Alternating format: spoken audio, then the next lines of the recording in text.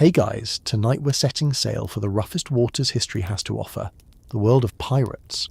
Not the Johnny Depp kind, not the treasure maps and parrots kind. I mean the real, actual pirates. Greasy, sunburnt and permanently hungry, bobbing around the world's oceans in splintery death traps. So before you get comfortable, take a second to like the video and subscribe, but only if you actually enjoy what I do here. Leave a comment telling me where you're listening from and what time it is for you. Somehow it's always 2 a.m. somewhere. Now, dim those lights, switch on a fan for that soft white noise, get comfortable, and maybe tuck your feet in so the imaginary rats can't nibble your toes. Let's pause for a second. Have you ever wondered what pirate life actually felt like? Was there really that much treasure? Did pirates ever brush their teeth? What did they eat when the ship's rats went missing? Could you survive weeks at sea with nothing but dried biscuits and a hope that nobody noticed you were out of rum? Would you last a day swabbing decks in the Caribbean sun? Or would you accidentally start a mutiny over someone stealing your last onion? And now, congratulations, you've just woken up on a pirate ship. The year is 1717. You have no shoes, a very suspicious rash, and you're already seasick. Good luck. You open your eyes. There's a low ceiling above you, so close you can count every splinter and mysterious brown stain. You're wedged into a wooden bunk, or, more accurately, a communal shelf, rocking side to side like you're napping in a shopping trolley being pushed down a cobblestone hill. The air around you is a heady blend of sweat, seawater, unwashed hair, and something that can only be described as pirate. If you're wondering what that smells like, imagine someone tried to mop up a fish market with a sack of onions and then left it to marinate in the sun for a month. Your bed is technically just a plank with a generous helping of splinters. Mattress technology hasn't been invented yet, and neither have standards. You have exactly 4 inches of horizontal real estate. If you roll over, you'll become intimately familiar with either the wall or your bunkmate's elbow, or both. There is no pillow, just your own arm, which is now numb, which is actually a blessing because you can't feel the fleas. There are, you estimate, roughly 200 of them, all very friendly. To your left is a man who is snoring with such force it's like sleeping next to a small thunderstorm. He's so close, you can feel the vibrations in your cheekbones. Occasionally he mumbles something about the Spanish gold, and then coughs up something best left unidentified. You try to shuffle away, but on your right there's another crewmate, muttering about lost treasure, scratching at a rash that seems to be forming a small map. You briefly consider whether it might actually be a map. You decide not to follow it. You blink, hoping this is just a particularly bad fever dream. Maybe you fell asleep on your own, safe mattress, in your own, safe timeline. But no, this is reality, and someone just rolled over and kneed you in the ribs for good measure. There's a chorus of snores, groans, and the occasional sound of someone spitting onto the floor. The floor is, of course, just more wood, with the added feature of being damp, uneven, and slightly sticky. You don't ask why. There's really no upside to knowing. Someone, probably old Pete, lets out a monumental yawn and stretches, his arm draping over your face like a wet curtain. He smells powerfully of stale rum, despair, and something herbal, which might have been medicine once, but now is definitely mould. You try to shift away, but your only escape is to dangle one leg off the edge of your bunk, which is a risky move. It's an open invitation for passing rats to see if your toes taste like breakfast. The rocking of the ship is relentless. Every few minutes a wave hits just right, and everyone shifts an inch to the left. There's a moment when half the crew is sliding toward the wall, the other half is rolling on top of each other, and you're sandwiched in the middle like the world's least desirable burrito. There's no point in complaining. The last guy who did that was told he could sleep outside, which turned out to mean in the rowboat. You listen for a moment, letting the ambience of pirate morning seep into your bones. Somewhere nearby, a rat is chewing through a rope. Someone coughs, someone else laughs in their sleep, and there's a splash that might be someone getting up to use the bathroom, which, as you will soon discover, is anywhere that isn't someone else's sleeping space. You take a breath, regretting it immediately. You're already sweating, even though the sun hasn't fully risen. Your shirt clings to your back, damp with last night's humidity and a generous helping of yesterday's grime. You feel an itch crawl up your spine and make a mental note to inspect for new insect colonies later. Maybe you'll even name them, just for fun. Welcome to the day shift. You're a pirate now. Personal space is a distant legend. Cleanliness is a theory, and the only alarm clock you have is the stench of 100 men all waking up at once. Good luck, and try not to breathe too deeply. You survive the morning melee of elbows, knees, and pirate armpits and finally crawl out of your plank of misery. The good news, you're now vertical. The bad news, you can actually smell everyone, including yourself. This is the time of day when a normal person would crave a nice hot shower, maybe with the scent of vanilla or that expensive shower gel you bought once and never used again.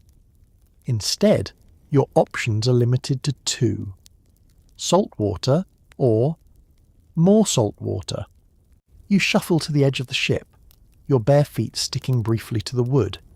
Every step is a sticky, creaky symphony. Out here, there's a line of equally miserable pirates, all eyeing the horizon like maybe there's a floating bathhouse about to appear. Spoiler, there isn't. The sink is the open ocean, complete with all the fish, flotsam and floating bits of yesterday's regrets. The ship pitches and yaws. You grip the railing with one hand, trying not to imagine what would happen if you slipped and became today's breakfast special for the sharks. You cup your hands, dip them into the sea and splash water onto your face. It is, without exaggeration, the coldest water you've ever experienced. It's also suspiciously chunky. You try not to think about it. You scrub your cheeks and try to rub away the layer of grime that has achieved near-fossil status. Some of it comes off, some of it is now a permanent feature. You look down at your hands and notice your fingernails have achieved a new colour. Let's call it maritime grey. You try to remember the last time you clipped them. You can't. Your morning ablutions are public. There's no privacy. Everyone is going about their own routines. Some splash water onto their faces, some just stare into the sea and hope the wind will do the job for them. A few are actually brushing their teeth, or at least going through the motions. You watch as a crewmate gnaws thoughtfully on a bit of old rope. Dental hygiene, pirate edition. Sometimes, if a pirate is especially well off, he'll have a chew stick, basically a twig that's been frayed at the end. Fancy. If you're out of twigs, you gnaw on your hardtack biscuit from yesterday, which is roughly as effective and about as pleasant as flossing with gravel. There's no toothpaste. The only minty freshness comes from chewing on an actual mint leaf, which is about as rare as a sober sailor. If you want to get creative, you can rub your gums with a bit of charcoal from last night's cooking fire. Not delicious, but charcoal is technically natural, so maybe you're ahead of the curve. Probably not. As for deodorant, well, the concept hasn't been invented. The only advice anyone gives is try not to sweat. On a pirate ship, in the Caribbean, wearing wool, sure. So you stand very still, hoping to become invisible to your own nose. Some pirates take things into their own hands and rub themselves with whatever's available. Someone, somewhere, produced a lemon from a mysterious pocket and is vigorously scrubbing his armpits. This is the luxury suite of pirate hygiene. The rest of you just hope the wind is blowing in the right direction. And the toilet. That's wherever the ocean is. You find a quiet spot at the rail, do what needs to be done, and try not to make eye contact with the jellyfish. The bravest pirates will dangle their backsides off the edge, clutching the ropes and praying the waves don't rise at the wrong moment. One slip, and you become both the punchline and a cautionary tale for the rest of the week. You rinse your hands in the ocean, which somehow makes them feel dirtier. The salt stings your cuts. You inspect your reflection in the briny water and see someone you barely recognize. Wild hair, sunburnt nose, a look of mild regret. You stagger back to the centre of the deck, cleaner in theory if not in spirit. Congratulations, you've completed the pirate morning routine. If you're lucky, you'll get a second round later, usually courtesy of an unexpected wave to the face, flavoured with whatever the sea has decided to give back that day. On a pirate ship, the concept of freshening up is just a rumour, whispered by men who've never seen a bathtub. Welcome to your new normal. It's breakfast. Spoiler, it's not pancakes. You get a handful of ship's biscuit, also known as hardtack. Imagine a cookie made by someone who hates you personally, then left on a shelf for 3 years. That's breakfast. Sometimes there are weevils in it, sometimes there aren't. The lucky days are when the weevils are dead. Protein, at least. First comes the distribution of the ship's biscuit, known as hardtack. The word biscuit is generous. It's actually a small slab of flour, water and broken dreams, baked until the sun itself gives up. You're handed one by a crewmate who, by the look in his eye, has also lost hope. Your biscuit is roughly the size and consistency of a paving stone. You tap it gently against the table. It doesn't break. You tap it harder. You consider using it as a weapon or perhaps a tool for scraping barnacles off the hull. The possibilities are endless. Appetite is not. Sometimes the biscuits are perfectly square. Sometimes they're misshapen, a little like a toddler's first attempt at pottery. No one minds. Variety is the spice of pirate life, which is fortunate because there are no actual spices left on board. There is, however, the occasional bonus ingredient: weevils. These tiny, crunchy stowaways are the pirate's secret source of protein. Some days the weevils are still wriggling, some days they are, mercifully, not. You quickly learn to eat the hardtack without looking too closely at what's embedded in it. As the old saying goes, don't ask, don't tell, just chew. Breakfast is served with a cup of water. You're optimistic, briefly, until you take your first sip. This is water in name only. In reality, it's a brackish, brownish liquid, stored for months in barrels that have seen better centuries. It smells like a haunted raincoat. It tastes like it filtered through the ghost of a rat. If you're lucky, you get a mug with only 1 or 2 floaters. If you're unlucky, you get the special blend: bits of wood, the odd insect, a surprise swirl of algae. You make a mental note to thank your immune system later, assuming you survive. You try to soften your biscuit by dunking it in your water. Nothing happens. The hardtack is now just a slightly soggy rock. You gnaw on it like a determined beaver, jaw aching, teeth sending out faint SOS signals. Someone nearby is already on his second, crunching away with the enthusiasm of a man who knows there's nothing else coming. You wonder if you'll ever eat something soft again. Some pirates get creative. They scrape a little salted pork onto the biscuit, creating what might generously be called a sandwich. The pork is so salty, it could preserve a whole fleet by proximity alone. You nibble at the edge, your tongue puckering in protest. Still, hunger is persuasive.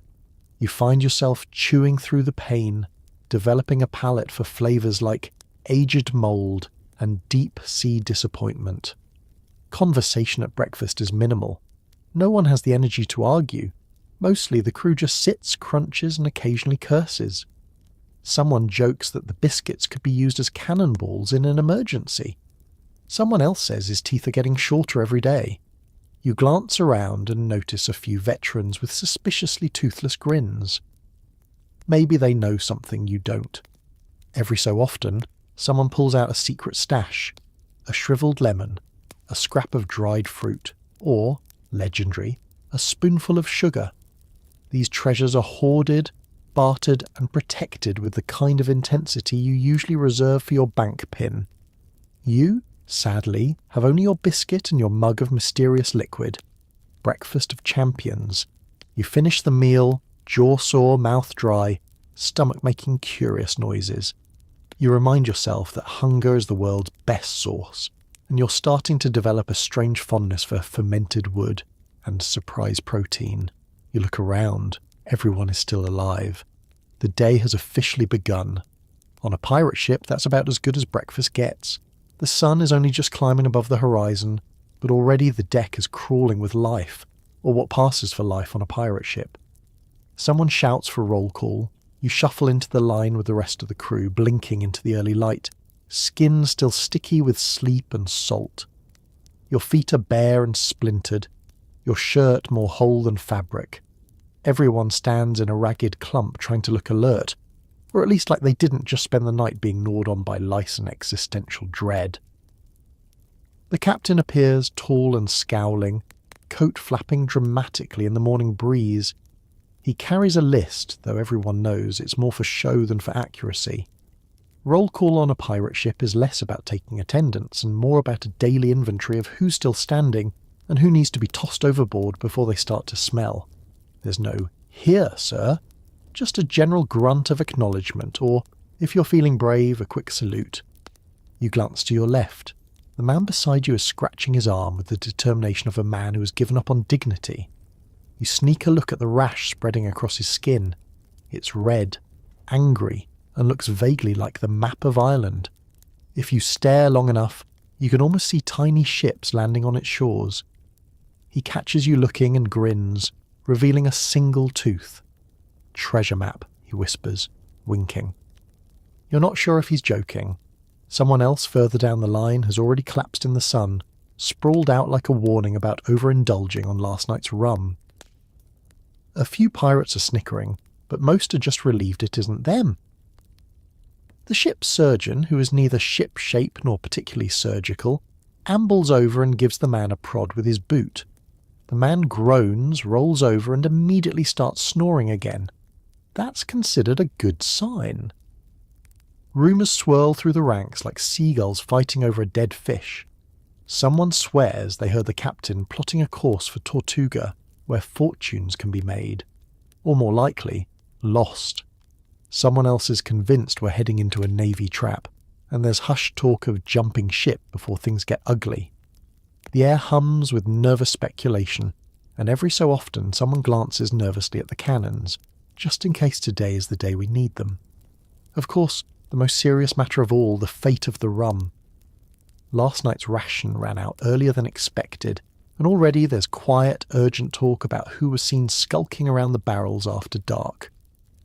On a pirate ship, running out of rum is less a supply issue and more an existential crisis. The crew eye each other with suspicion. The guilty party, if there is one, wisely keeps quiet. History shows that whoever drank the last of the rum has a disturbingly short life expectancy. The captain strides down the line, stopping here and there to glare at a particularly bedraggled soul. You, rat catcher today. You, scrub the deck. You, keep lookout, and try not to fall asleep this time. Assignments are handed out with all the care and consideration of a bored substitute teacher. Your job, it turns out, is do whatever needs doing, which is pirate code for don't die and don't annoy anyone holding a weapon. These are instructions you intend to follow to the letter. Someone nearby mutters about mutiny, quietly, because the last guy who said it too loud was given a swimming lesson without a rope.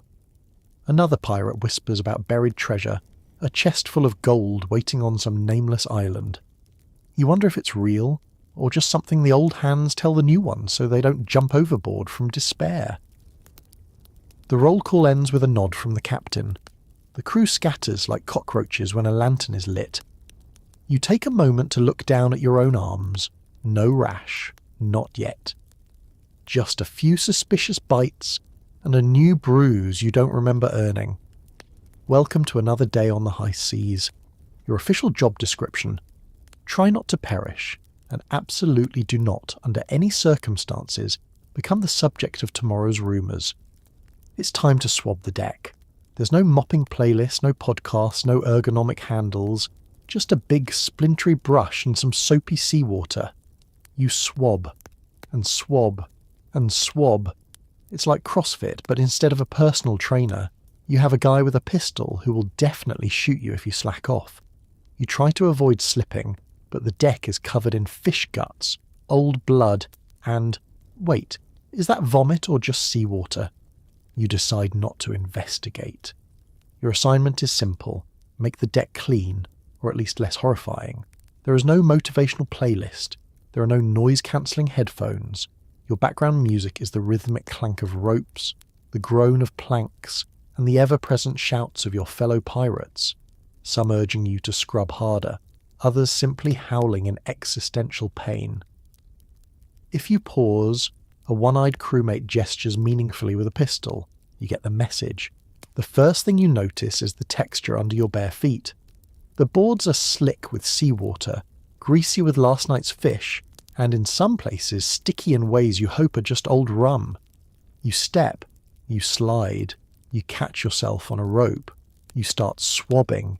It's a lot like CrossFit, except instead of a trainer yelling, "You've got this," you have a pirate growling, "Drop that brush and I'll feed you to the gulls." Motivation is very personal on a pirate ship. You push the brush forward, muscles protesting as you grind at a suspicious brown stain.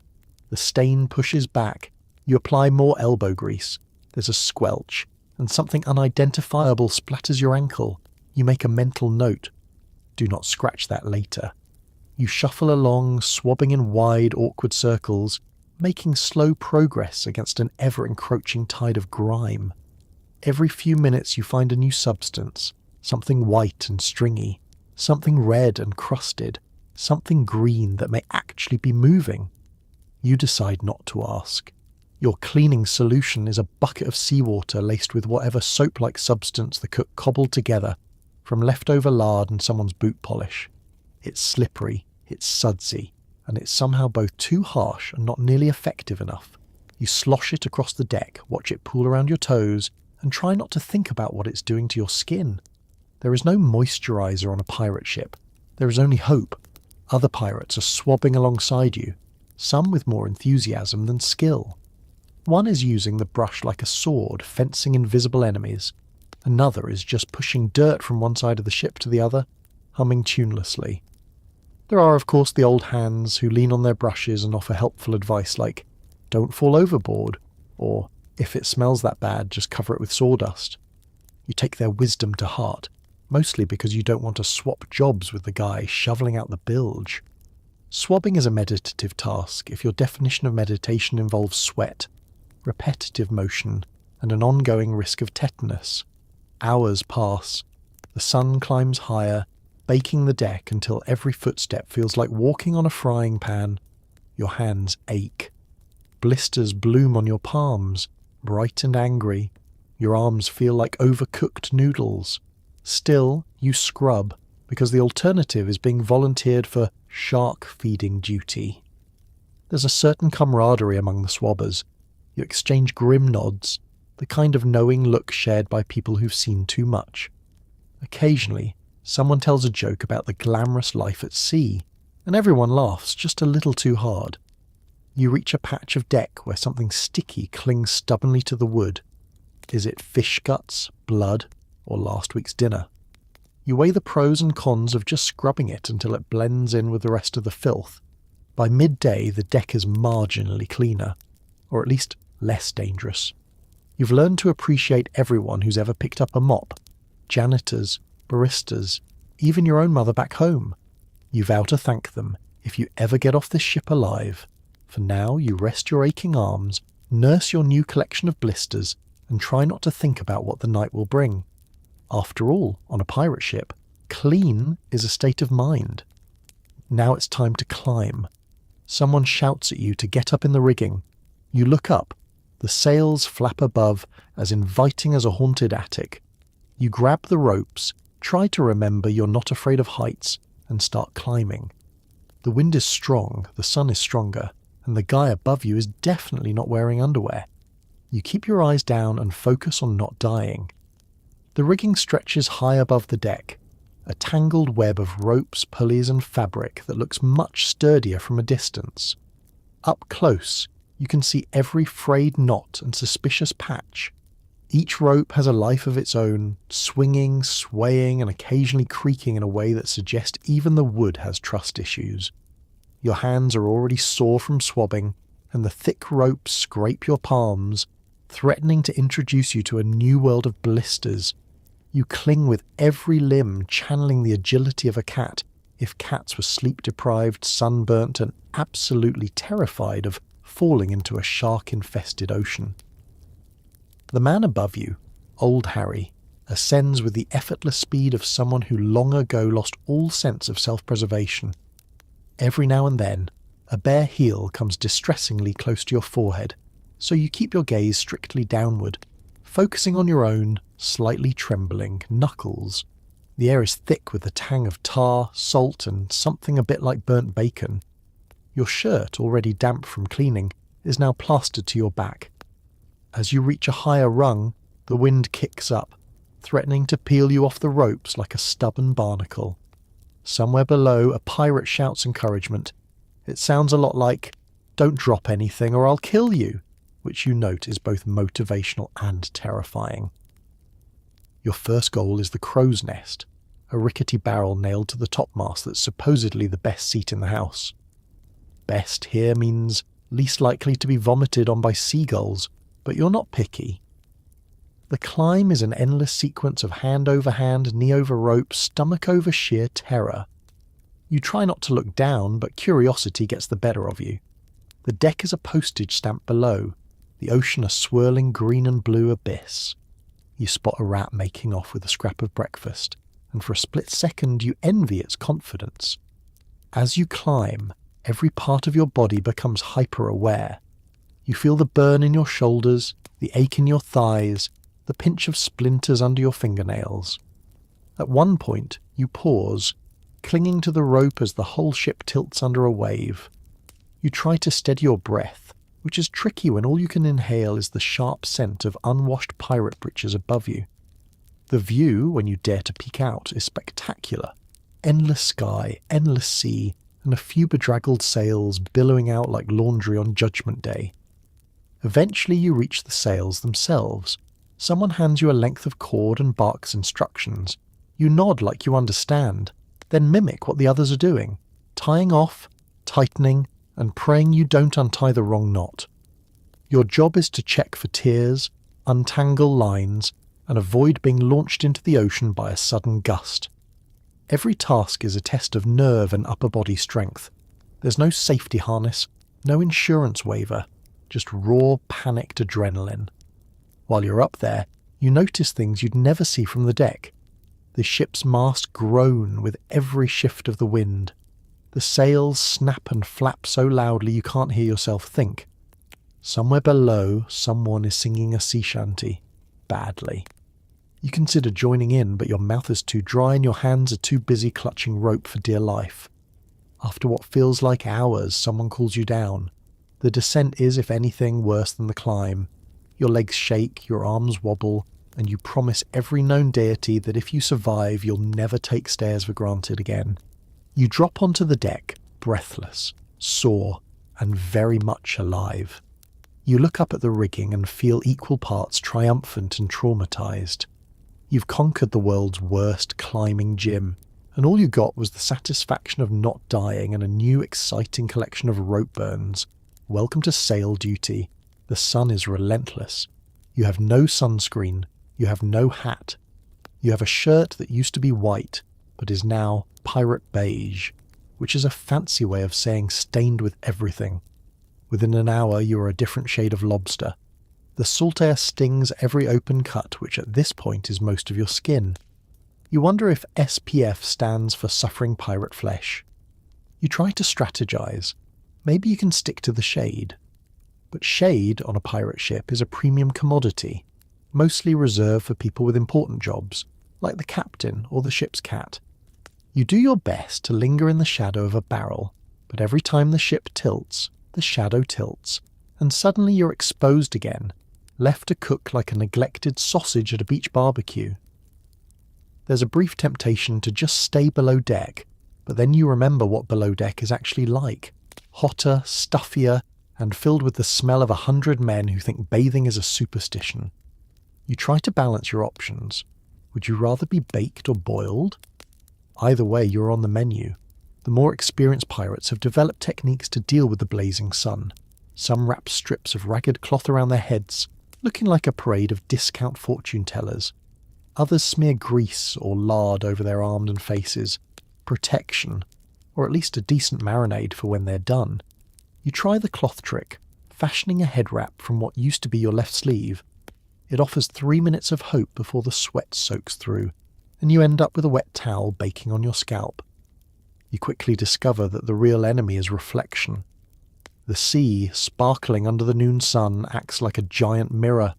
You squint, you blink, you try to turn your face away, but light bounces off the waves and finds you no matter where you hide. Your eyelids burn, your lips burn. You suspect even your fingernails are getting sunburnt. At one point, you catch sight of yourself in a patch of shiny brass and hardly recognise the crimson, slightly steaming figure staring back. By midday, the crew begins to droop, wilted by the heat and too exhausted to complain. The deck is scattered with human croutons, all slowly roasting. You look around for sympathy, but everyone is in the same sun-drenched boat.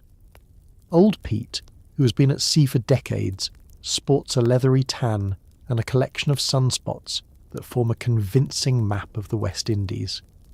He assures you that the burning sensation will fade. Soon you'll just stop feeling it, he says, which is not nearly as comforting as he thinks. Someone, in a burst of innovation, rubs mashed peas on his arms, claiming it's a secret remedy. It's not. It's just sticky, and now he smells like defeat and side salad. You make a mental note to stick with your sleeve.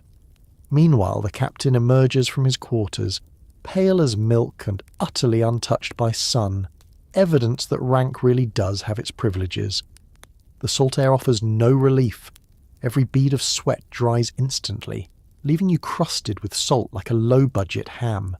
Cuts, scrapes, even tiny nicks from morning chores all start to sting in a way that makes you appreciate for the first time the gentle kindness of aloe vera, if only you had any. As the afternoon drags on, you start to hallucinate shade.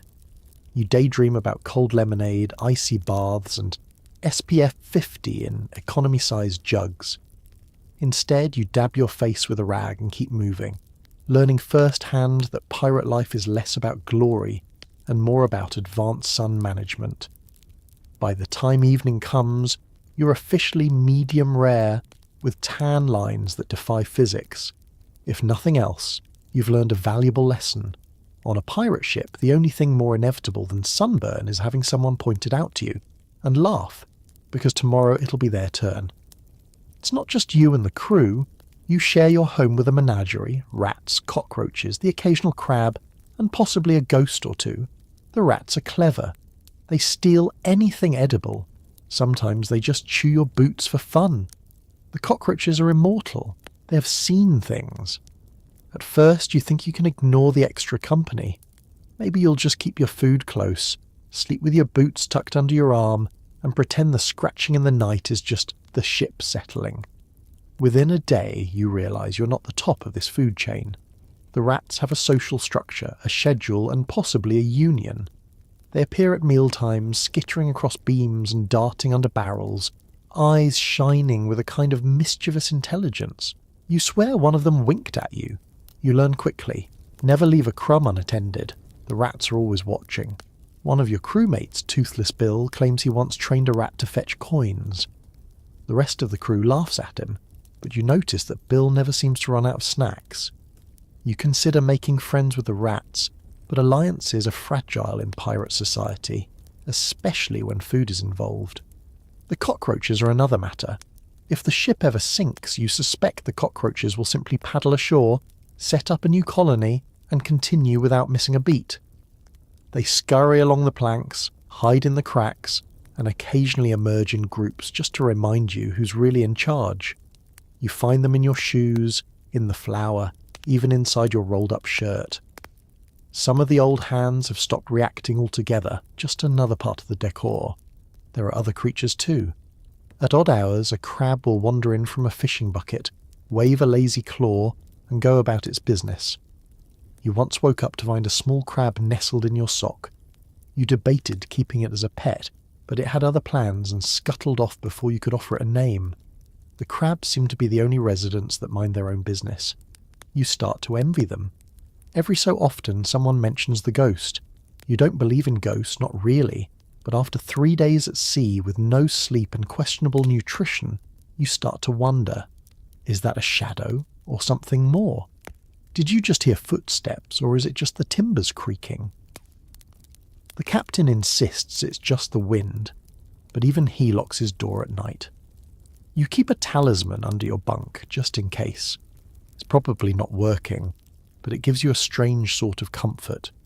Dealing with the ship's pets becomes a routine. Shake out your boots before putting them on, unless you want a rodent surprise. Tap your biscuit to ensure no one's already claimed it. Always check the water barrel for floating insects before you drink. If you're lucky, your mug will only have a faint nutty flavour. If not, well, it's extra protein. You adapt, as all pirates do. It becomes part of the rhythm, part of the unspoken rules of life at sea. Some nights, lying in your narrow bunk, you listen to the chorus, the scuttle of little feet, the whisper of wings, the occasional distant clang of something being knocked over by a rat on a mission. You wonder if, after enough time, you'll actually miss the company when you're back on dry land. You doubt it. But you might still find yourself double-checking your shoes, just in case. On the rare nights when the ship is quiet, you almost convince yourself the pests are gone. Then something brushes against your cheek, or you hear a suspicious nibbling, and you remember. You are never truly alone on a pirate ship. In fact, you might be outnumbered. Welcome to the real crew. It's lunchtime, which is exciting until you see what's on the menu. Salted meat, hardtack, maybe some peas if you're incredibly lucky. The meat is so salty you could use it to grit icy roads. You're not sure what animal it came from. No one is. It could be cow, it could be horse, it could be whatever was left behind when the Navy left port. Still, hunger on a pirate ship is less a passing feeling and more a constant companion. One you'd gladly ditch, but it always finds you. The salty meat comes out in slabs, each one preserved so thoroughly it looks like a fossilized relic dug up from the bottom of the sea. The cook, a man whose only qualification seems to be still breathing, hacks off a piece and tosses it your way. It lands on your plate with a thud that suggests it could double as a weapon in an emergency. The hardtack is the same as breakfast, only now it's even drier, if that's possible. You bang it on the table for fun and chip a little splinter off the bench. Someone jokes that if the ship ever sinks, the biscuits could be lashed together to make a new hull. You laugh, then take a bite, and wonder if your teeth will survive this voyage at all. Every now and then, there's a surprise. Someone managed to barter for a scoop of peas or a spoonful of pickled cabbage from a passing merchant. These are distributed with the solemnity of a royal feast. You get your 3 peas, count them 3, and pretend you're dining in a grand London hall. You chew each one with ceremony, savouring the rare sensation of eating something that isn't a shade of brown. Most of lunch is spent wrestling with the salted meat. It's tough, so tough in fact, that you're convinced it might actually fight back. You saw old Pete chewing on the same piece for an hour yesterday. Rumour has it he's still working on it now. You gnaw, you tear, you pause to consider whether it would be more efficient to soak it in seawater first. Then you remember. It's already soaked in something, and that something is salt. You wash it down with a gulp of water, bracing yourself for the unique aftertaste of barrel-aged disappointment. Conversations during lunch are minimal. Most of the crew is too busy chewing, sighing, or silently mourning the memory of real food. Occasionally someone hazards a guess about what animal the meat used to be. Tastes like chicken, someone says hopefully. Someone else shrugs. Tastes like rope. You nod. Honestly, you can't tell the difference. The old-timers tell stories of grand meals on land, roast goose, fresh bread, butter that doesn't taste like despair. You listen, but these stories seem more like fairy tales than reality. On a pirate ship, you take what you can get. Hunger is the only seasoning, and everyone has plenty of that. Of course, you're not eating alone. The rats are watching, ready to pounce on any scrap you might drop. Sometimes you wonder if they can smell weakness, or just the faint aroma of mystery meat. You guard your plate, glare at a particularly bold rat, and take another bite. By the end of the meal, your jaw's tired, your throat is dry, and you're still not entirely sure what you've just eaten. You scrape up the last crumbs of hardtack and peer into your empty cup. Was it a good lunch? Not really. Was it lunch? Technically, yes. On a pirate ship, that's all you can ask for. You stack your tin plate on the pile, flex your aching jaw, and brace yourself for the rest of the day.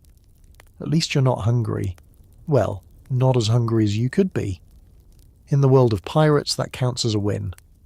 Thirsty? Of course you are.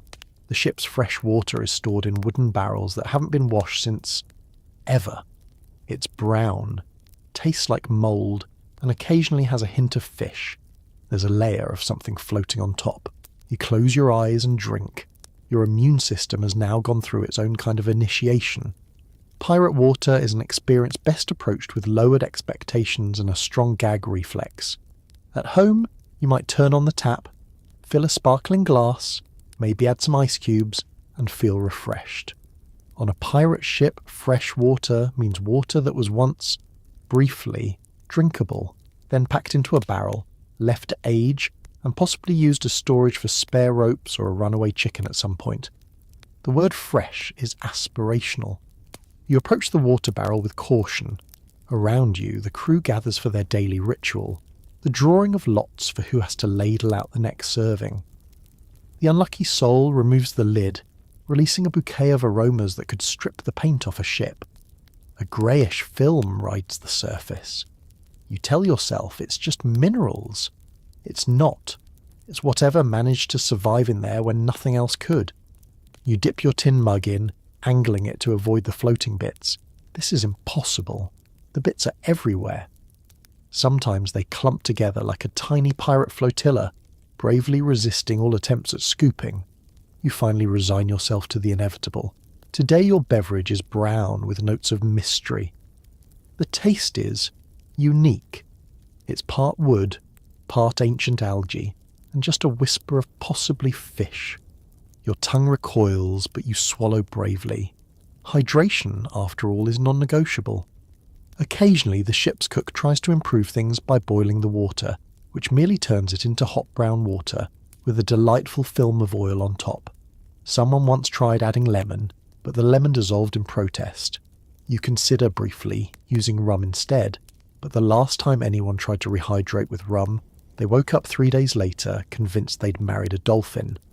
So, brown water it is. There are stories, always stories, about things found at the bottom of a barrel.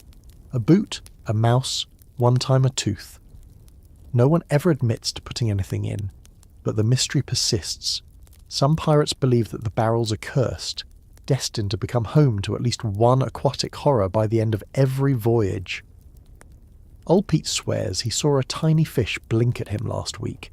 You don't ask questions, you just drink quickly, and hope your stomach is as tough as your jaw. You'd think a life surrounded by water would solve all your problems. But salt water, you discover, is not nearly as refreshing as it looks. A mouthful will leave you thirstier than before, and possibly hallucinating about freshwater springs. Desalination won't be invented for another 2 centuries, so your options are brown water, salt water, or, you guessed it, rum. No one's skin looks particularly radiant. Hydration on a pirate ship is less a wellness ritual and more a daily gamble with dysentery. After you've had your fill, which is never more than absolutely necessary, you wipe your lips, trying not to think about the aftertaste.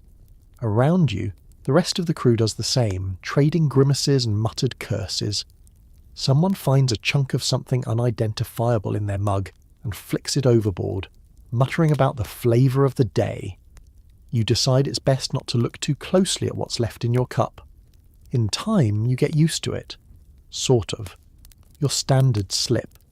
You start to dream of mountain springs and babbling brooks, but wake up, mouth drier than ever, to the reality of another day, another cup of liquid uncertainty. The only thing certain is that your immune system, if it makes it through this, will be the stuff of legends. Cheers. There's not much to do for fun. So the main entertainment is arguing. Who's got the best knife? Who can sing the loudest? Who has the worst rash? The debates are endless. Sometimes someone tells a story about finding a chest of gold. Sometimes someone tells a story about the last guy who annoyed the captain. It didn't end well. Boredom is a pirate's constant companion. Out here there are no chessboards, no dice games that haven't already been lost to the sea, and certainly no deck of cards without at least half the faces missing. So to fill the hours between sunburns and blisters, the crew takes to the ancient art of pointless squabbling. It's like reality TV, but without the cameras or the hygiene. Someone claims his knife is sharper than anyone else's on board, demonstrating this by shaving a suspicious patch of hair off his arm. Another pirate objects, pointing out that he's been sharpening his own blade on the anchor chain for weeks. This quickly devolves into a chorus of one-upmanship. Old Pete swears he once cut rope just by glaring at it, while another insists his knife is so dull it's technically safer to eat with the barrel end. If the knife wars don't hold your attention, there's always the singing competition.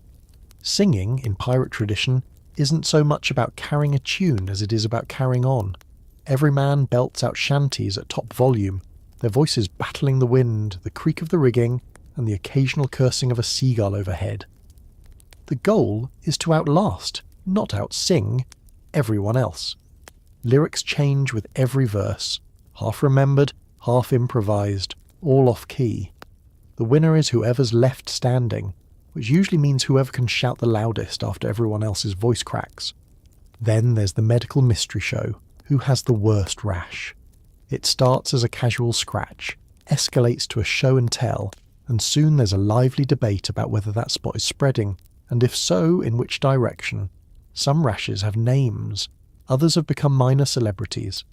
One pirate claims his rash can predict the weather, swelling with approaching storms. Everyone laughs, then grows silent as clouds gather. Maybe it's not a joke after all. Between arguments, tales flow like watered-down rum. Stories about gold chests discovered on deserted islands, each retelling growing more extravagant. The location of the fabled treasure drifts steadily west with every hour and another cup of brown water. No one actually expects to find it, but dreaming about piles of gold helps the salted meat go down easier. Equally popular are the cautionary tales, usually involving someone who crossed the captain. The stories are always short and always end the same way. The unfortunate soul either walked the plank, was left ashore, or discovered a new profession as shark food.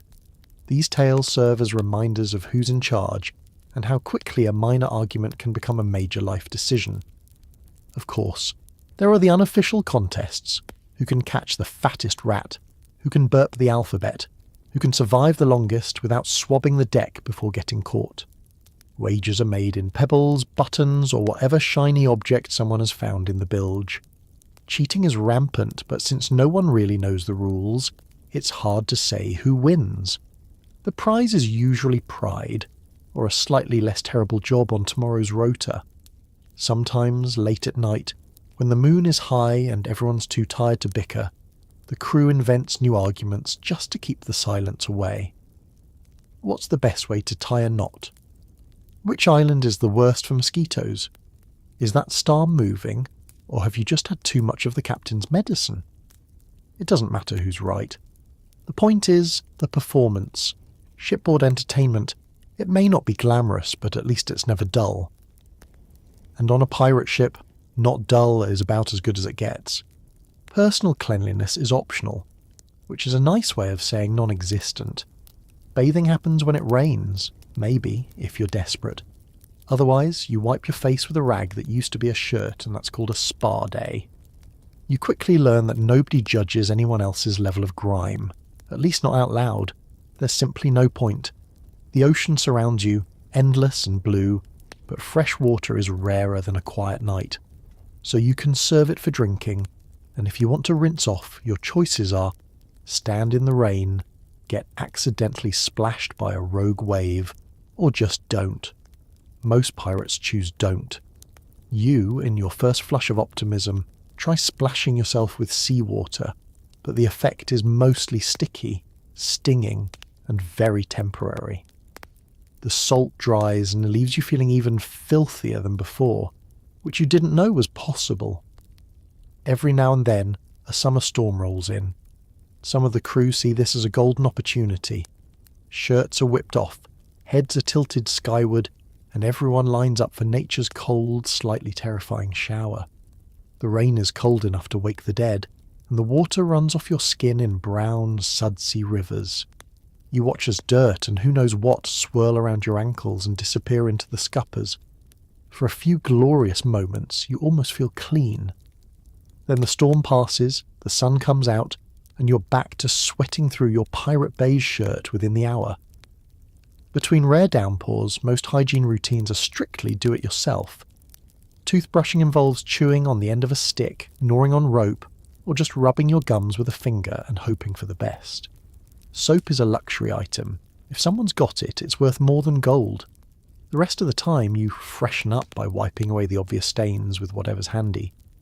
You find a rag that used to be your left sleeve and designate it your face towel. It's not much, but it's yours. Hair washing? Maybe once a month if you're lucky and the water barrel isn't running low. Until then, you make do with braids, bandanas, and the occasional application of grease to keep the tangles at bay. Some pirates just let nature take its course, and course is exactly how you describe the resulting dreadlocks. Ice are a fact of life. You spend part of every evening scratching, squashing, and inspecting the seams of your shirt for stowaways. It's practically a group activity. Feet are another challenge entirely. With no socks, your bare toes turn into leathery little paddles, tough as barnacles, and twice as unattractive. Every pirate swears by a different method for avoiding rot. Some air their feet in the sun, others dab them with vinegar or spirits. The drinking kind, not the haunting kind. And a few just ignore the problem and hope for the best. You check your own feet, decide you don't want to know, and pull your boots back on. Smell is part of life. The ship itself is an aromatic tapestry. Sweat, tar, salt, fish, unwashed bodies, and something you can only describe as old adventure. You stop noticing after a while. Your nose throws in the towel and your brain focuses on more urgent problems, like which part of your shirt is the least dirty. Grooming? Forget it. Shaving is a luxury reserved for those with steady hands, sharp knives, and a death wish.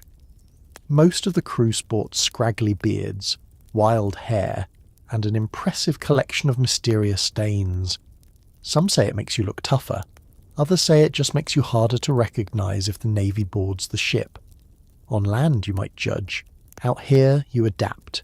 You take comfort in the fact that everyone else looks and smells just as bad as you do. Pirate hygiene. It's not about being clean, it's about being just dirty enough to blend in. Welcome to the club. As the sun beats down, tempers flare. Someone stole someone else's ration of rum. Someone else lost a sock. Someone else is convinced you're a spy. You try to keep your head down. The last thing you want is to get involved in a pirate argument. They tend to end with someone going overboard, or at least losing an eyebrow. The heat brings out the worst in everyone. Decks are hot enough to fry an egg. Not that anyone would waste an egg on science, let alone breakfast. Sweat drips, shirts cling, and even the ship's cat looks annoyed. It's the perfect storm for a squabble. Today's first eruption is over rum, as it so often is. Last night someone, everyone has a theory, and at least 3 alibis, dipped into the communal barrel after hours. By midday, suspicion has spread like a rash. Fingers are pointed, voices rise, and a minor inquisition begins. Rum theft is serious. It's less about the actual alcohol and more about the principle. If you can't trust your mates with the rum, what hope do you have in a sword fight? The accused, a wiry fellow with shifty eyes and suspiciously damp lips, denies everything.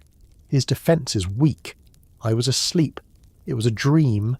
Maybe the barrel leaked. Nobody buys it, especially not old Pete, who's counting the remaining cups as if he's doing royal accounting. A brief scuffle breaks out, ending with the accused being assigned to clean the latrine. Justice is swift and not particularly fair. Next, there's the mystery of the missing sock. Socks are currency on a pirate ship. If you have 2 that match, you're basically royalty. Someone's precious sock, last seen drying on a line, has vanished. Accusations swirl. Some suggest the rats have started wearing them, or maybe the ship's cat has taken up knitting. One particularly creative theory involves the sock being used as a makeshift tea bag for extra flavour. The truth is, nobody really wants to know. The owner mourns quietly and resigns himself to a future of odd blisters. Meanwhile, whispers grow about spies. Life at sea is suspicious by default. But a slow afternoon breeds paranoia. Someone claims you've been writing things down. Never mind that you were just doodling skulls on a plank to pass the time. Another pirate, seeing you minding your own business, decides this is exactly the behaviour of a traitor. The logic is circular but persuasive after 3 days of salted meat and brown water. You're careful not to laugh too loudly at anyone's jokes, and you definitely don't make eye contact with the captain, just in case. Arguments rarely stay contained. A squabble over rum becomes an inquest into the last failed raid. A missing sock morphs into a philosophical debate about sharing, which, on a pirate ship, is generally considered a sign of weakness. Someone brings up the time a shipmate tried to hide extra food, and suddenly half the crew is recounting tales of theft, betrayal, and that one time in Nassau. Every disagreement is both new and ancient, replayed 100 times and never quite resolved. You do your best to fade into the background, agree with whoever is speaking, nod at the right moments, and, if things get heated, look busy tying knots. The truly wise find a barrel to hide behind or volunteer for lookout duty, anywhere but the centre of the storm. Sometimes the captain intervenes with a few choice words, or more effectively a loaded pistol. His brand of leadership is simple: settle down, or else. It works. Mostly. Pirates, for all their lawlessness, understand the value of not pushing things too far. By the time the sun starts to dip, tempers ease, the heat softens, shadows stretch across the deck, and the next round of chores begins. No one remembers who started the argument. The sock is still missing, the rum is still low, and you're still not a spy, probably. On a pirate ship, politics is just survival by another name. Keep your head down, keep your socks close, and never, ever drink the last of the rum. Now it's time for cannon practice. The cannons are huge, heavy, and loud.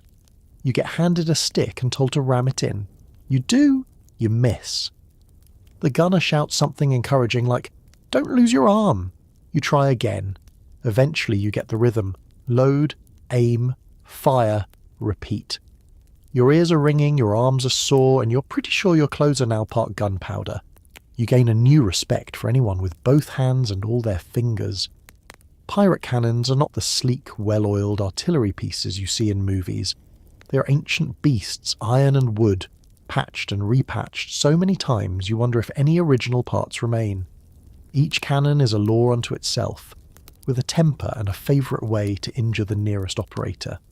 The barrels are pitted and stained, the wheels groan under the weight, and the whole setup smells strongly of burnt rope and impending doom.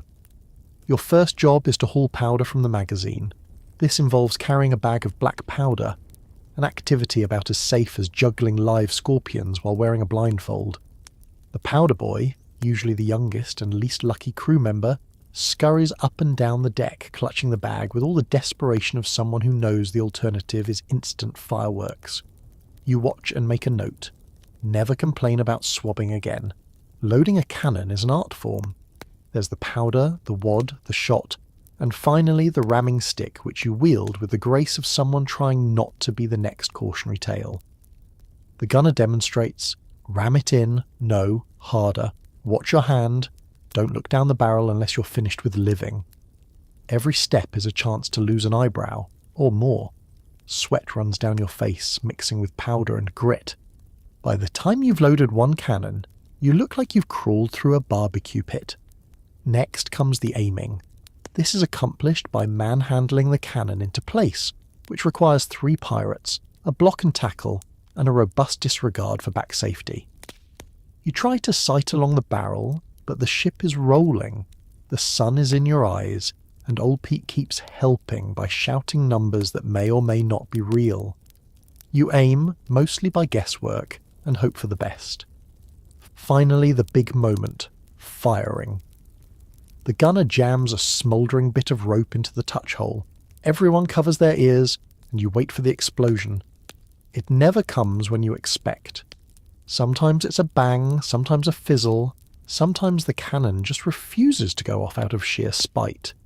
When it does fire, the noise is seismic. Your ears ring, Your nose fills with the acrid tang of sulphur, and your heart tries to escape via your throat. You check yourself for missing parts. Miraculously, all fingers are accounted for. Reload. Repeat. Your shoulders ache, your arms feel like boiled spaghetti, and your shirt is now a patchwork of burns and powder smudges. Someone nearby is coughing so hard you wonder if he's just exhaled his soul. The gunner, still grinning, pats you on the back, leaving a fresh black handprint, and tells you you're a natural. You're not convinced, but you appreciate the vote of confidence. You look around and notice that some of the crew are missing pieces. An ear here, a chunk of eyebrow there. Everyone has a story. Lost this finger at Cartagena. Singed my hair at Nassau. This scar? Cannonball bounced. Cannon duty is less about precision and more about survival. By the end, you're exhausted, half deaf, and covered in enough black powder to qualify as a chimney sweep. You find yourself grateful for every finger, every toe, and every blessed moment away from the business end of a cannon. Pirate Arms Day, you'll never skip it again, mostly because you're afraid of what might happen if you do. The captain gathers everyone for a speech. It's supposed to be motivational, but it sounds a lot like threats. He talks about glory, honour, and shares a long list of things he will personally do to anyone who betrays the crew. Halfway through, someone yawns. You try to look inspired. Mostly, you try to look like you're not thinking about dinner. Pirate speeches are an event, if only because they break up the monotony of another endless day at sea. The crew is called to gather mid-deck. Shirts untucked, hair askew, the faint whiff of salted mystery still clinging to everyone. The captain stands on a barrel for added height and perhaps authority. His hat is cocked at an angle meant to inspire confidence, but the effect is somewhat ruined by the seagull feather sticking out which has seen better days. He starts with the classics, tales of legendary pirates, real men who took on the Royal Navy, plundered gold, and lived to spend it, or more likely buried it and forgot where. He tells you you're the finest crew he's ever sailed with, which you doubt, considering he said the same thing last week, right before threatening to make you dance the hempen jig, if the deck wasn't spotless. There's a lot of chest thumping and waving of hands. The words brotherhood, fearless, and destiny get tossed around like biscuits at breakfast. But it isn't long before the tone shifts. Suddenly the talk of glory morphs into a detailed account of what happens to traitors, cowards, and especially thieves of rum. He paces, pausing dramatically in front of the accused from this morning's squabble, promising that betrayal will be met with iron and fire and a short drop to the sea. There's a poetic rhythm to his threats, as though he's reciting from some secret pirate manual titled How to Inspire Loyalty Through Mild Terror. You sneak a glance at your shipmates. Some are nodding along, eyes wide and earnest, but you notice at least two others practicing their heroic yawn disguise, one with a fist, the other with the collar of his shirt. A few seem deeply interested in their boots. You wonder if anyone's actually listening or just waiting for the part where he promises a bonus share of the next loot. He moves on to inspirational quotes, most of which he seems to invent on the spot. A true pirate is as brave as the sea is wide. Gold favours the bold, and so do I. Remember, those who cross me cross the Davy Jones doorstep. At one point he tries to rally everyone with a chant, Pirates forever, but the response is limp, somewhere between a mutter and a groan. Clearly the crew's enthusiasm is reserved for tangible things like food or extra rum. As the speech drags on, your mind drifts. You wonder what's for dinner, salted meat again, whether your socks are still drying, and whether the captain always spits that much when he talks. You do your best to look attentive, nodding at all the right moments and adding a few eyes for good measure. The last thing you want is to be called out for lack of spirit. It's a short hop from that to first in line for cannon duty. The speech ends, as always, with a rousing threat. Anyone caught plotting against the crew will meet the same fate as the last lot, and let that be a lesson. Someone in the back whispers, "What happened to the last lot?" and gets a quick jab in the ribs. The crew erupts in a half-hearted cheer, eager to get back to the regular schedule of grumbling and waiting for supper. You file away from the barrel, shoulders slumping just a little, grateful that speeches come less frequently than storms. Pirate motivation, you realise, is a strange mix of bravado, shared misery, and a dash of creative menace. And as you shuffle back to your chores, you hope tomorrow's pep talk is just a little shorter, and maybe, just maybe, features fewer threats. You take a moment to admire your outfit. It's a blend of stole this from a corpse and hasn't been washed since last hurricane season. Your shirt has 3 holes in it, your pants are held up by rope, and your hat, if you have one, used to be part of a chicken coop. Pirate fashion isn't about style, it's about survival. You dress for whatever the day throws at you. Sea spray, cannon smoke, sunburn, and the ever-present risk of rat bites. Your shirt, once white, is now a patchwork of stains, each with its own origin story. That yellow one, rheum, the brown smudge, salted meat, the suspicious green on your sleeve. You'd rather not know, and at this point it's probably safer not to ask. Your trousers are just as tragic. If you're lucky, they reach your ankles. If not, they've been custom hemmed by the ship's cat, who has a taste for frayed edges and the occasional midnight snack. Most pirates use bits of rope as belts, multifunctional, durable and stylish in the desperate chic sort of way. You tie it with a flourish, not because you're vain, but because losing your trousers in front of the captain is a fast track to legendary humiliation. Footwear is its own adventure. Proper boots are rare, coveted, and usually pilfered off someone who no longer needs them for one reason or another. If you've got shoes, odds are at least one toe is sticking out. If you don't, you embrace the barefoot life, developing calluses that could deflect musket balls and enduring the constant loving attention of the ship's pets. Some pirates wrap their feet in rags for warmth, but mostly it just makes their feet look like badly wrapped parcels. Accessories?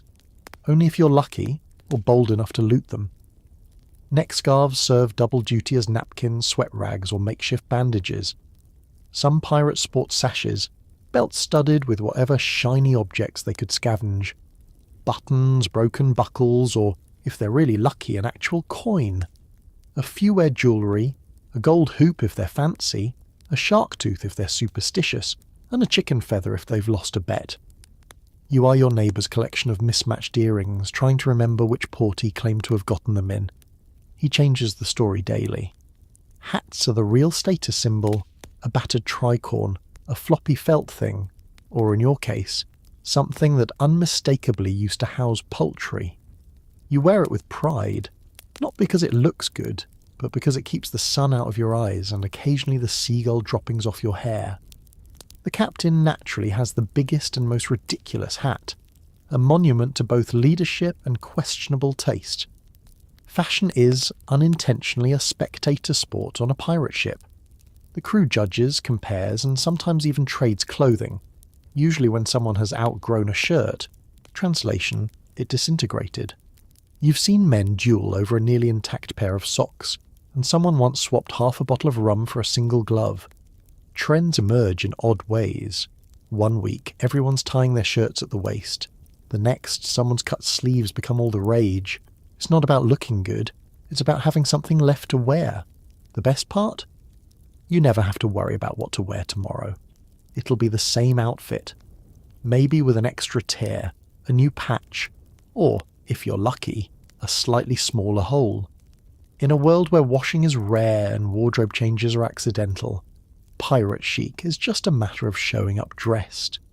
And if someone asks about your look, you just shrug and say, it's the latest from the Caribbean.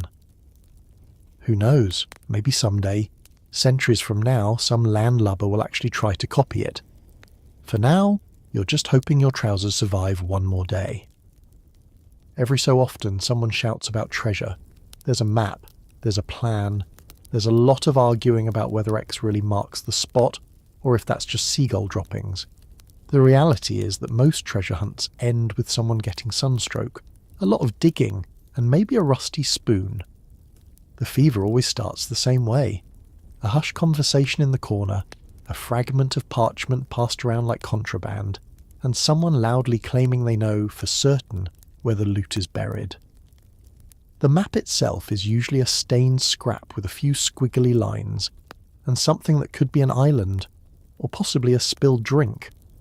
One corner always seems to be missing, leading to heated debates about whether the treasure is in the upper left or simply lost forever. The plan, once concocted, quickly devolves into a chaotic negotiation. Old Pete swears he's seen the treasure with his own eyes, back when he had 2 good ones. Toothless Bill insists the real secret is to dig where the shadows fall at noon. Never mind that noon is a very flexible concept on a pirate ship. Someone else claims the map is upside down, and the real X is under a coconut tree, which conveniently is on the other side of the island. The captain, of course, weighs in with absolute authority, mostly because it's his ship and his shovel. Excitement builds as you draw close to land. The sun beats down, sweat pours, and everyone grabs whatever digging tool they can find. An old cutlass, a broken plate, someone's bare hands. You're assigned a spot that looks exactly like the rest. Sand, rocks, and suspiciously aggressive crabs. Someone waves the map around, squinting at the markings, then points at a patch of ground that's definitely been dug before. Here, they proclaim, as if divine inspiration has struck. The digging begins. It's hot, slow, and mostly thankless work. Within minutes, someone's complaining of a sore back. Another claims he struck something metallic, only to pull up a bent nail or the remains of last week's stew pot. Hope rises with every clunk and falls just as quickly when it turns out to be another rock. By midday, half the crew is sunburnt, thirsty, and increasingly sceptical that there was ever any treasure to begin with. The best finds are usually accidental. Someone unearths a rusty spoon, which is immediately declared ancient pirate silverware. Another finds a bottle with a note inside. The note, upon inspection, is just a shopping list for onions and rum. The biggest excitement comes when a small wooden box is uncovered. Hearts pound, breath is held, and then it's pried open to reveal absolutely nothing. The box is empty, save for a single, very dead beetle. Still, hope is hard to kill. The stories grow grander with each failed dig. We're getting closer, someone insists, pointing at a perfectly ordinary tree stump. The truth, quietly acknowledged by the older pirates, is that most treasures were never buried to begin with, or if they were, the sea has reclaimed them long ago. Maps are copied, recopied, and sometimes entirely invented. Just something to keep morale up between bouts of salted meat. Suddenly the sky darkens, rain lashes the deck, the wind howls, the ship lurches like it's trying to throw you off for fun. You hang on to the nearest rope, praying it's actually attached to something. Lightning strikes nearby. Everyone screams, then laughs, then screams again. It's all part of the adventure, apparently. The weather at sea is a living, breathing beast. 1 minute you're basking under the cruel Caribbean sun, thinking maybe, just maybe, you can dry your socks. The next, the sky's a bruise, and the horizon has vanished behind a wall of water. There is no warning. Clouds gather at the edge of the world, and suddenly you're on a ride that no one in their right mind would pay for. When a squall hits, all priorities change. Forget about gold, rations, and that missing sock from earlier. Now, the goal is simple. Stay on the ship. Rain comes in sideways sheets, needling your face and soaking you through in seconds. You're instantly as clean as you'll ever be, but also colder than you ever imagined possible. The deck transforms into a slip and slide. If you let go, you'll end up sliding from one end of the ship to the other, usually stopping when you hit something solid, or someone more solid than you. The wind is a shrieking, relentless force, snapping sails like laundry in a hurricane and rattling every loose bit of wood on board. Sailors scramble to reef the sails, their hands moving with frantic practice speed. You try to help, but mostly you just cling to the rigging and attempt not to be mistaken for cargo. Salt spray stings your eyes. The sea itself rises up in heaving walls, tossing the ship like a toy in a bathtub. Your stomach does things you're fairly certain are illegal in several countries. Thunder cracks so close it rattles your teeth. Lightning forks across the sky, momentarily turning the crew into a gallery of haunted paintings, wide eyes, open mouths, and hair standing on end. Someone tries to make a joke about charging the cannons, but it's lost to the wind. You swear the cat is crossing itself. Everyone, even the toughest pirate, keeps one eye on the mast, silently praying it's not about to become the world's tallest lightning rod. Below deck, things aren't much better. The ship groans, every timber complaining at the abuse. Water seeps in everywhere. Buckets are deployed, but the ocean always seems to be winning on points. Somewhere, old Pete is singing about Davy Jones's locker. You suspect this is less tradition and more a coping mechanism for existential terror. Above deck, you spot the captain standing at the helm, hat plastered to his skull by the rain, grinning like he's just won the lottery. For him, storms are proof of life, raw, unpredictable, and a chance to show off just how little he fears the sea. He barks orders, the crew scrambles, and for a moment everyone remembers why they ran away to sea in the first place. Not for comfort, not for riches, but for moments like this, when the world is wild and the only thing you can do is hold on and howl back. When the squall finally passes, the world is transformed. The deck is a mess, ropes tangled, sails torn, puddles everywhere. The air tastes electric, clean and sharp. Someone is missing a shoe. You check to make sure you still have all your limbs, and just to be safe, your hat. The sun peeks through, bold as ever, as if nothing happened at all. Steam rises from every sun-warmed surface, and the crew takes a collective breath. Half relief, half disbelief. You survived. You're soaked, sore, and in some strange way, exhilarated. On a pirate ship, the weather is your constant fickle companion, a free roller coaster ride for which you never bought a ticket and can never get off, and secretly you wouldn't trade it for anything. Well, except maybe dry socks. Justice on a pirate ship is swift, public, and, by modern standards, only barely related to actual justice. There are no lengthy trials, no lawyers, and certainly no appeals. If you're caught stealing, cheating, or worst of all, pilfering from the rum supply, you can expect to be judged, sentenced, and launched into the briny deep, all before you've had a chance to finish your side of the story. It always starts with a commotion. Someone is accused, a missing ration of hardtack, a knife that went wandering, or the unthinkable, tampering with the captain's personal stash of brandy. The crew gathers in a ragged semicircle, murmuring and elbowing each other, eager for drama in a day otherwise filled with routine misery. The captain, relishing his role as judge, jury, and part-time executioner, strides forward with all the pomp his chicken coop hat will allow. The accused, usually surrounded by two burly shipmates, is brought forward. Sometimes they plead, sometimes they protest.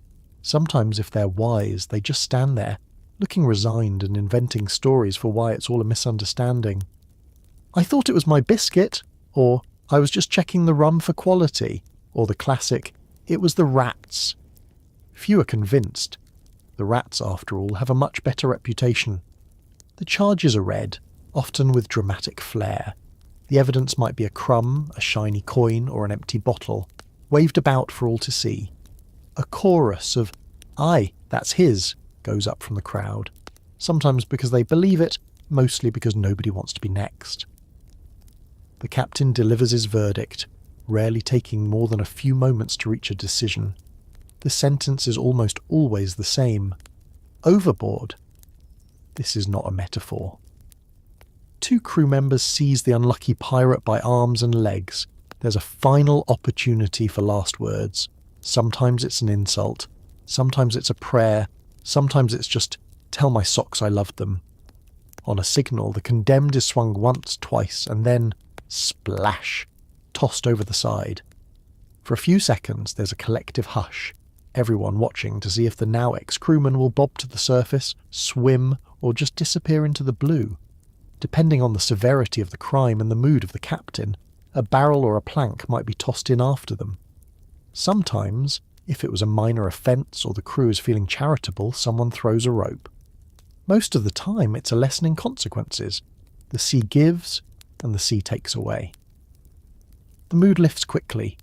The crew disperses, returning to their chores with the smug relief of people who, at least for now, are not the ones with wet boots. There's a new caution in the air, a renewed vigilance around personal belongings and the rum barrel. Old Pete shakes his head and mutters that in his day, they just made you swab the deck for a week. But everyone knows pirates love spectacle almost as much as they love gold. Surviving a day at sea is hard enough without making enemies of your shipmates. So you keep your hands to yourself, guard your rations, and try not to attract the captain's attention. The lesson is simple and unforgettable. On a pirate ship, trust is rare, justice is quick, and the ocean is always ready to swallow up the next fool who thinks the rules don't apply to them. And as you listen to the splash fade away, you realise pirate law is rough, but it's the only law that matters out here. Sleep tight and remember, tomorrow the accused could be anyone, even you. There's a saying, there's always a bigger fish. On the sea, there's always a scarier pirate. You spot another ship in the distance. The captain shouts. The crew readies the cannons. For a moment, you imagine a glorious sea battle. Then the other ship turns away and everyone sighs with relief. Turns out pirates are only brave when nobody's watching. The first sign is always the same, a black smudge on the horizon, the way sailors suddenly grow quiet, squinting into the sun. The lookout shouts, "Sail ho!" and suddenly the deck is a frenzy of activity. Everyone drops what they're doing, which to be fair wasn't much, and rushes to their posts. The air is electric, brimming with equal parts terror and anticipation. As the distant ship grows closer, the guessing begins. Is it a merchant? A navy sloop? Or worse, another crew of pirates with less to lose and even less to eat? The old hands swap tales of infamous marauders. Black Sam, Anne Bonny, the Brothers of the Coast, names spoken in the same tone you might use for serial killers or legendary mischief makers. Someone swears the ship on the horizon flies the flag of a captain so ruthless, he makes your own look like a schoolmaster with a bad temper. Orders are barked, cannons to be loaded. Again, your arms will never forgive you for this life. Powder fetched, cutlasses sharpened. Someone with too much enthusiasm tries to tie a red rag around his head, for luck. The captain is everywhere at once, striding the deck, peering through a battered spyglass, and issuing dire threats about what he'll do to anyone caught slacking or fainting. In your mind, you're ready for action. This is what you signed up for, isn't it? Gold, glory, adventure. You picture yourself swinging onto the enemy deck, sword flashing, the stuff of legends. In reality, your hands shake as you fumble powder bags and try not to drop anything heavy on your toes. The sun glints off distant brass, and you realise the other ship is just as prepared for violence, or at least for looking dangerous. The standoff stretches.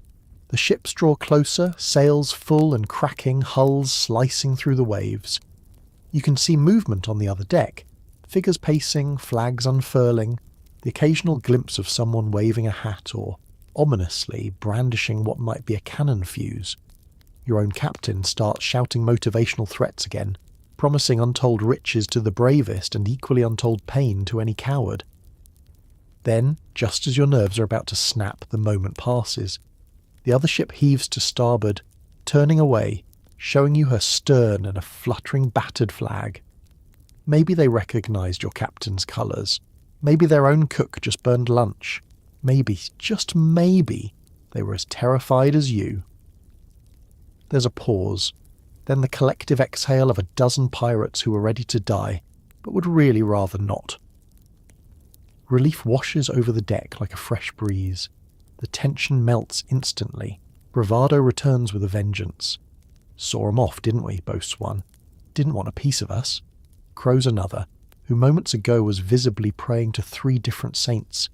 The captain, seizing the moment, declares it a victory of fearsome reputation and awards everyone a ration of rum, for courage of course. Privately you know the truth. Everyone, yourself included, was just grateful to avoid a real fight. Pirates talk a big game, but at heart they value survival over spectacle. The sea is full of worse things than hunger or sunburn. Sometimes it's just other people desperate enough to take a chance. You stash your cutlass, flex your aching hands, and watch the horizon as the other ship shrinks from view. You're still here. Sometimes, the bravest thing a pirate can do is sigh with relief and pretend they weren't scared at all. On the sea, reputation is everything, but a quiet day is the greatest treasure of all. Lucky you, it's your turn for night watch. You stare out at the endless black ocean. It's quiet, it's peaceful, it's deeply unsettling. You try not to think about what's beneath the waves. Every so often you hear something splash. You hope it's just a fish. There's something about the darkness at sea that feels different from any darkness you've known on land. It's thicker, almost tangible, pressing in from all sides. The lantern you've been handed throws a pale, flickering circle of light, barely enough to illuminate your own hands, let alone the rails and rigging stretching away into the gloom. Beyond that is pure, perfect nothing, an infinite churning ink where the sky meets the water and both disappear. The ship creaks and sighs beneath your feet, never quite at rest. Somewhere below, the rest of the crew snores, grumbles or mutters in their sleep. Up here, you're alone with your thoughts, and whatever else might be lurking in the void. You grip your coat tighter against the chill, some combination of sea wind and nerves making you shiver.